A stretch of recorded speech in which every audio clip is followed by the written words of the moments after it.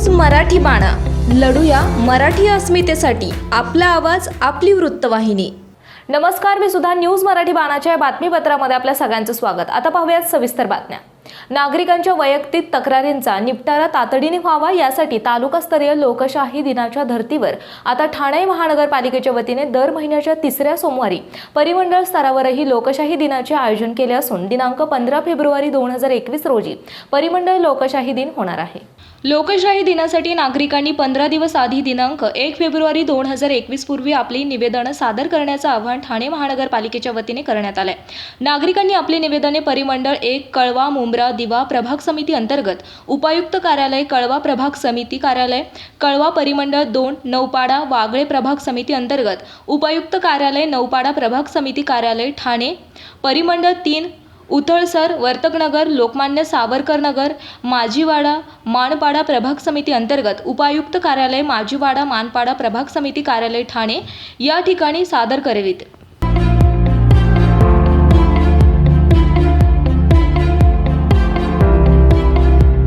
News Marathi बाणा, लढूया मराठी अस्मितेसाठी. आपला आवाज, आपली वृत्तवाहिनी.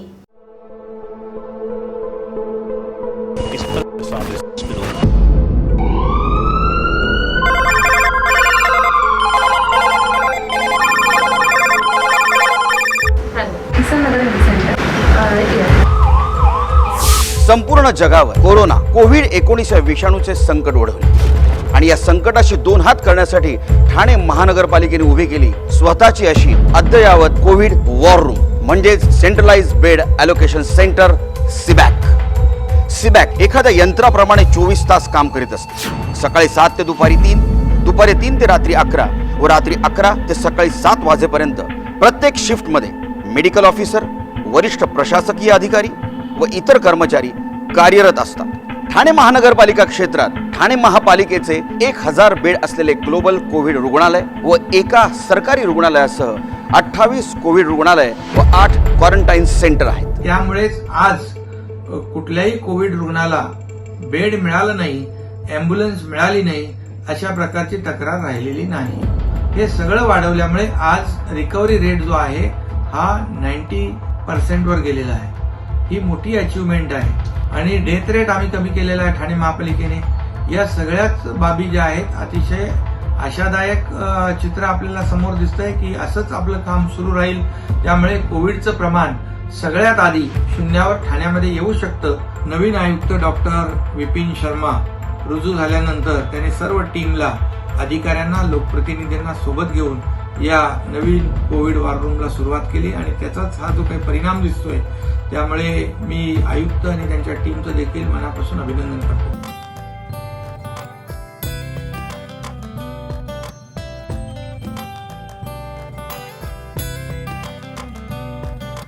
चौथ्या मजल्यावर 155 ऑक्सिजनचे बेड्स आहेत.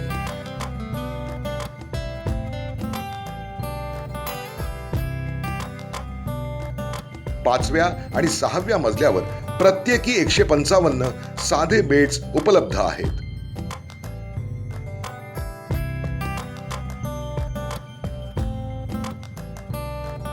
या इमारतीच्या 7व्या मजल्यावर एकूण 70, 8व्या मजल्यावर 67,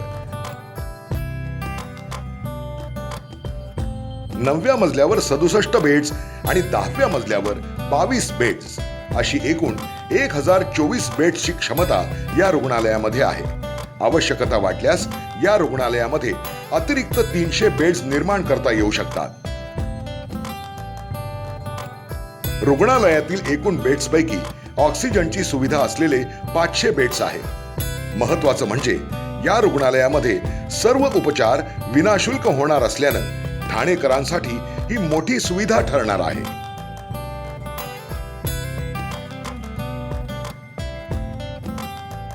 ठाणे महानगरपालिका, मुंबई महानगर प्रदेश विकास प्राधिकरण, सिडको, क्रेडाई, MCHI यांच्या सहकार्यानं उभ्या राहिलेल्या या कोविड रुग्णालयासाठी अनेकांचा हातभार लागला आहे. प्रामुख्यानं नाव घ्यावं लागेल ते ठाणे महानगरपालिका आयुक्त श्रीयुत विजयजी सिंघल यांचं. त्याचप्रमाणे L&T, प्रसिद्ध बांधकाम व्यावसायिक निरंजन हिरानंदानी, विकास ओबेरॉय, NCC लिमिटेड, मुफोत राजी मुनोत, रेमंड्स, टाटा रिअल्टी, अश्विन सेठ, आमदार मंगल प्रभात लोधा, शहापूरजी पालनजी यांचं मोलाचं सहकार्य लाभलं आहे। ज्युपिटर हॉस्पिटलचे डॉक्टर अंकित ठक्कर, श्रीयुत निलेश शिंदे तसंच MCHIचे जितेंद्र मेहता, महेंद्र जैन, सचिन मिराणी, राजू वोरा, मनीष खंडेलवाल, आर्किटेक्ट मकरंद तोरसकर यांचं योगदान या रुग्णालयाच्या उभारणीमध्ये मोलाचं आहे। मुख्यमंत्री जरी असले तरी सरकारी यंत्रणा हाताळण्याचा ज्ञान अभ्यास नाही। गाडी चालवायची माहिती असेल पण सरकार चालवण्याचा अभ्यास नाही, त्यामुळे सरकार पुढे जात नाही। सरकारच्या अपयशाला मुख्यमंत्री उद्धव ठाकरे जबाबदार आहेत, अशी टीका नारायण राणे यांनी केली आहे। आता बाळासाहेब वरून पाहत असतील, अशा पुत्राला काय म्हणत असतील? आज औरंगाबादवरून संभाजीनगर होय माननीय बाळासाहेबांनी डिक्लेअर केलं होतं, जाहीर केलं होतं, आणि पुत्र मुख्यमंत्री असताना त्याची पूर्तता होत नाही। दुर्दैव आहे। साहेबांच्या आदेशापेक्षा मुख्यमंत्रीपद मोठं वाटतं। एक तर लाचारी करून पद मिळवलं, तेही पदाचा वापर होत नाही घरात बसून, आणि उलट हे निर्णय जे आहे संभाजीनगर जाहीर करायचे, त्याच्या उलट टिपू सुलतानची हे साजरी करतात। ही शिवसेना नाही आहे, ही शिवसेना नाही आहे। पूर्वी शिवसेना आम्ही होतो ना, ती वेगळी आहे आणि ही वेगळी आहे।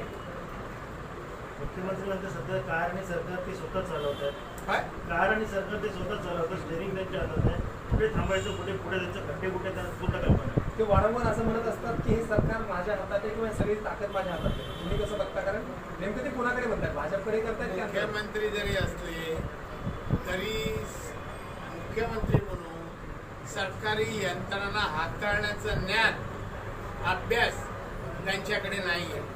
ना त्यांना खड्डे माहिती आहे, ना राज्याची तिजोरी माहिती आहे, ना गाडी कशी चालवायची माहिती असेल, पण सरकार चालवण्याचा अभ्यास नाही, अज्ञान आहे।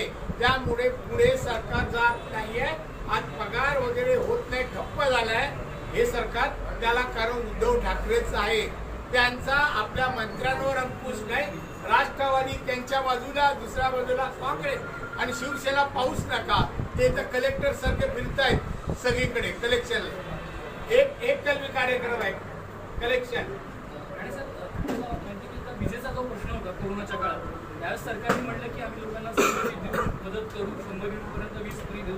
मात्र काल आदेश काढलाय की आता वीज बिलाची वसुली केलीच पाहिजे, नाहीतर मग वीज त्यांचे काहीच होत नाही। स्वतः वीज बिल माफ करून बोलले होते, आम्ही बोललो नव्हतो, हेच बोलले होते, आणि आता सांगतात की बिल भरा।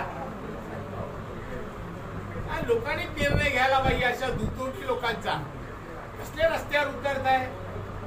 ही मागणी होती ती पूर्ण करा ना, वीज माफीची।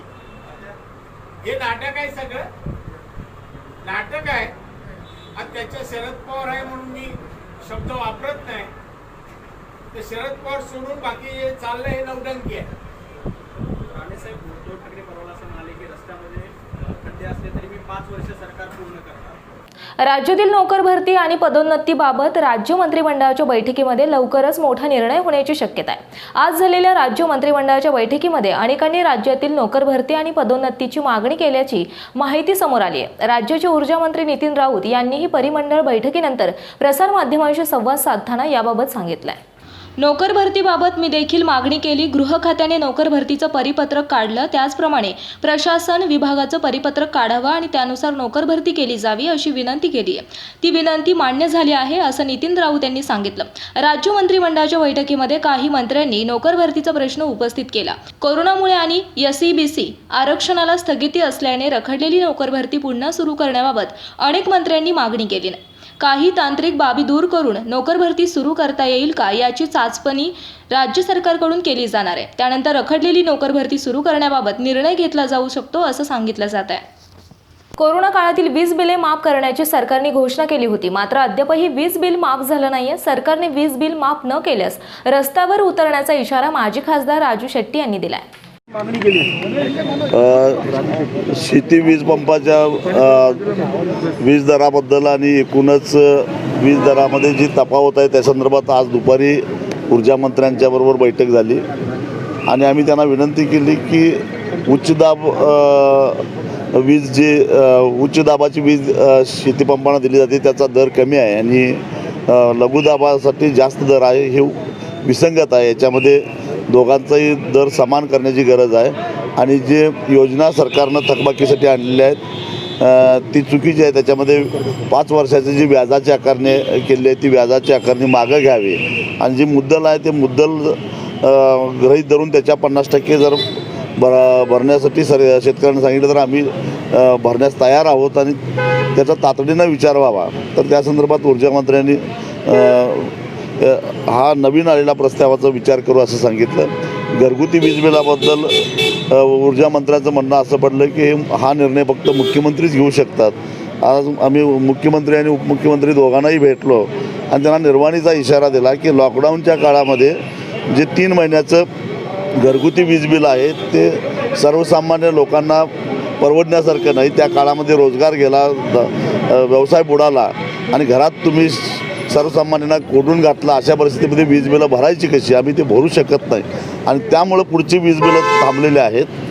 त्या 3 महिन्याच्या काळातलं वीज बिल एकतर माफ केलं असं सांगा आणि पुढची बिलं आम्ही भरायला तयार आहोत आणि जर का सक्तीनं वसूल करण्याचा प्रयत्न केला तर आम्ही 2 हात करायला तयार आहोत. मग रस्त्यावरचा संघर्ष अटळ आहे तेव्हा काय आहे तो निर्णय लवकरात लवकर घ्या असा निर्वाणीचा इशारा मुख्यमंत्र्यांना दिला आणि उपमुख्यमंत्र्यांना सुद्धा दिला. मुख्यमंत्र्यांनी याचं पुन्हा एकदा नेहमीप्रमाणे सांगितलं की शासनाकडे पैसा नाही किंवा निधीची टंचाई आहे. परंतु आम्ही सांगितलं की हे द्यावंच लागेल. 2,500 ते 3,000 कोटीचा प्रश्न आहे पण त्यामुळं जवळपास 5 कोटी वीज ग्राहक जे आहेत घरगुती वीज ग्राहक विशेषतः जो 100 युनिटपेक्षा कमी वीज वापरतो त्याला दिलासा मिळणार आहे. केंद्र सरकारनं काही ना काही पॅकेज दिलं लॉकडाऊनच्या काळामध्ये. राज्य सरकारनं काहीच केलेलं नाही. केरळ राज्यानं दिलेलं आहे. अनेक राज्यांनी त्या काळातली लॉकडाऊन काळातली वीज बिलं घरगुती माफ केलेली आहेत आणि महाराष्ट्र सरकारनं काही केलेलं नाही. फक्त आश्वासन दिलं. दिवाळीला गोड बातमी देतो असं बोलले परंतु गोड बातमीच्या ऐवजी आज ऊर्जामंत्र्यांचं वक्तव्य आहे की आम्ही वीज कनेक्शन तोडू आणि अशा पद्धतीनं सरकार आपला शब्द फिरवणार असेल तर मग संघर्ष अटळ आहे. हा इशारा आम्ही दिला. सर हिंदीमध्ये फक्त वीज बिल माफ करण्यासाठी माजी खासदार राजू शेट्टी भेटले परंतु हा निर्णय सरकार असल्याचं त्यावर मंत्रिमंडळाच्या बैठकीमध्ये निर्णय घेता येईल अशी माहिती ऊर्जा मंत्री नितीन राऊत यांनी दिली आहे. मंत्रिमंडळ बैठकीत मी येण्यापूर्वी खासदार राजू शेट्टी मला येऊन भेटले आहेत आणि आता ते माननीय मुख्यमंत्र्यांना त्यांचं शिष्टमंडळ या ठिकाणी भेटलेलं आहे. शेवटी वीज माफी करणं किंवा कोणत्याही एका ठिकाणी एखाद्या बाबींमध्ये ज्या ठिकाणी आर्थिक गुंतवणूक असते त्याला माफ करणं हे राज्य शासनाचं काम आहे आणि ते त्यांचं काम त्यांनी करावं. ते माझं काही काम. सर नोकर भरतीबाबत आज आपण काय मागणी केली? कारण मराठा आरक्षणाची जी सुनावणी ती पुढे गेली. आपण आज मागणी केली नोकर भरती करावी. हा नोकर भरती करावी म्हणून मी त्या ठिकाणी मागणी केलेली आहे. ज्या पद्धतीनं गृह खात्याचं परिपत्रक शासनाने काढलं तसं एक सामान्य प्रशासन विभागाचं परिपत्रक काढावं आणि त्यानुसार या ठिकाणी नोकर भरती करावी असं मी त्या ठिकाणी विनंती केली आहे आणि ती मान्य झाली आहे. दुसरं पदोन्नतीच्या संबंधाने सुद्धा या ठिकाणी मी आज आवाज उठवला राज्य मंत्रिमंडळात आणि त्याला सुद्धा मान्यता देण्यात आलेली आहे. 10वी-12वीच्या परीक्षांबाबत स्थानिक पातळीवर नियोजन सुरू आहे. त्यासाठी बैठका घेण्यात आल्या आहेत. तोपर्यंत कोरोनाचे संकट कमी होईल असा विश्वास शिक्षण राज्यमंत्री बच्चू कडू यांनी व्यक्त केला आहे. सगळा विचार करून आपण पाहतोय का मेन परीक्षा आहे 10वी आणि 12वीची आणि त्याचा पूर्ण आम्ही बैठकी स्थानिक स्तरावर जिल्हा स्तरावर घेतलेल्या आहे. त्याचं एक व्यवस्थित चांगलं नियोजन होईल. फक्त आता त्या कधी घ्यायच्या एवढा मात्र आता प्रश्न आहे. मला वाटतं 2 किंवा 3 तारखेला पुन्हा कॅबिनेटसमोर तो विषय येणार आणि एक चांगल्या प्रकारची सुटसुटीत अशा प्रकारची परीक्षा अतिशय दर्जेदार आणि व्यवस्थित कुठल्याही तोपर्यंत कोरोना पण जाणार आहे. मला वाटतं मार्चपर्यंत राहणारच नाही. आम्ही हाकलण्यात त्याच्यात यशस्वी होणारच आहोत पण चांगल्या पद्धतीनं होईल. एकीकडे सांगताय की परीक्षा ज्या आहेत त्या उत्तम प्रकारे घेण्याचा सरकारचा प्रयत्न आहे, दुसरीकडे थकबाकी ज्यांची बाकी आहे विजेच्या संदर्भात त्यांची खरं तर कनेक्शन थांबण्याचे आदेश देखील देण्यात आले. हा पूर्ण ऊर्जा मंत्र्याच्या संबंधित प्रश्न आहे.